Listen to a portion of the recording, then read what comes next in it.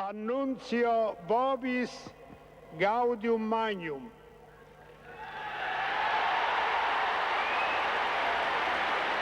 Habemus Papam, eminentissimum ac reverendissimum Dominum Carolum, Sancte Romane Ecclesiae, Cardinalem Wojtyła. Juan Pablo.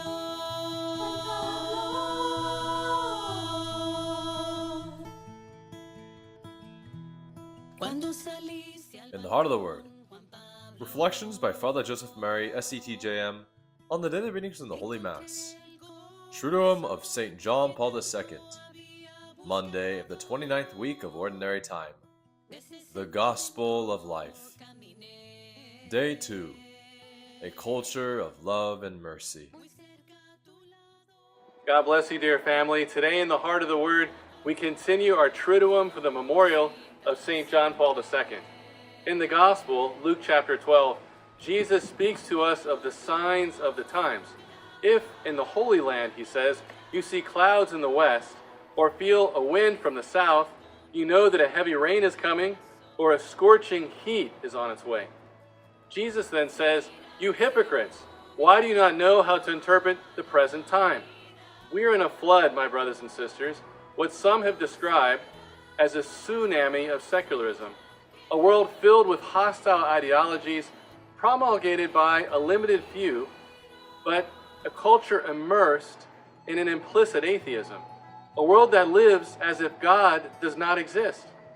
We have the scorching wind of what St. John Paul II called prophetically the culture of death, where the solution for the child conceived with a physical or mental disability, or the elderly who are no longer productive, is death. Euthanasia, which in Greek means a good death, ironically. Between the flood of atheistic materialism, Marxism, and ideological genderism, which seeks to reduce the human person to an isolated self whose body is changeable and superficial, we have received an ark for these difficult times and an oasis of truth in the desert, the Immaculate Heart of Mary and the Magisterium of St. John Paul II.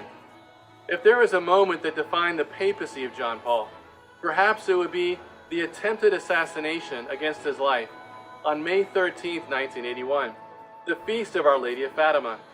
Blood and water poured out from the heart of John Paul as a living image of the pierced heart of Christ, and his life was protected by Our Lady. As he said, one hand pulled the trigger, but another hand guided the bullet. Let us remember that Our Lady said in Fatima, my heart will be your refuge in the sure path that will lead you to God. And in the end, my Immaculate Heart will triumph. 3 years later, John Paul II would consecrate the world to the Immaculate Heart. And 5 years following the consecration, the Berlin Wall collapsed peacefully. 2 years following that, the Soviet Union collapsed entirely, and 3 years later, in 1995, he gave us a testament and path for a culture of life, which would be the antidote to all the attacks against human life. My brothers and sisters, if you have not done so, I beg you with all my heart to read prayerfully and deliberately Evangelium Vitae, the Gospel of Life, the great encyclical that John Paul has given the Church so that we might be a people of life and for life to build a new culture. This document is the most extensive teaching in the history of the Magisterium on the causes of the ideologies of our own day and of the power of the love of Christ and Our Lady to heal us and to inspire a new culture worthy of the human person, a culture that is a triumph of the merciful love of Christ.